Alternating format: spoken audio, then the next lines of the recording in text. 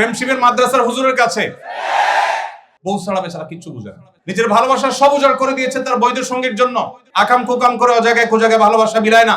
এদেশে যত আত্মহত্যা করেছে তরুণেরা অপরিণত বয়সে প্রেম নামক এই অবৈধ রিলেশন করতে গিয়ে, যত বাবা মায়ের বুক খালি হয়েছে, যত বাবা মায়ের সাথে সন্তানের সম্পর্ক নষ্ট হয়েছে, যত সন্তান ঘর ছাড়া হয়েছে, যত তরুণের পড়াশোনা ধ্বংস হয়েছে, যত তরুণের ক্যারিয়ার নষ্ট হয়েছে, যত মানুষের চাকরি জীবন ধ্বংস হয়েছে, যত সংসার ভেঙেছে, যত বাচ্চারা মা বাবার স্নেহহারা হয়েছে, এই সবগুলোর জন্য তথাকথিত বিবাহ বহির্ভূত অবৈধ ভালোবাসার প্রমোটাররা আসামি।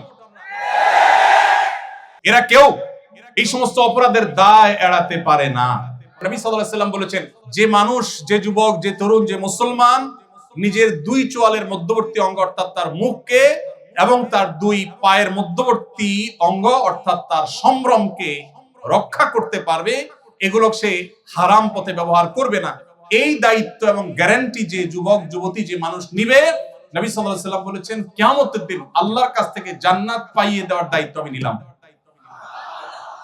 চ্যালেঞ্জ গ্রহণ করা যাবে ইনশাআল্লাহ। আল্লাহ আমাদেরকে তৌফিক দান করুন। পশ্চিমাদের ভালো জিনিসগুলো নেবেন, এই সমস্ত ফালতু জিনিস নেবেন না। আল্লাহ আপনাদের আমাদের সবাইকে হেফাজত রাখার তৌফিক দান করুন।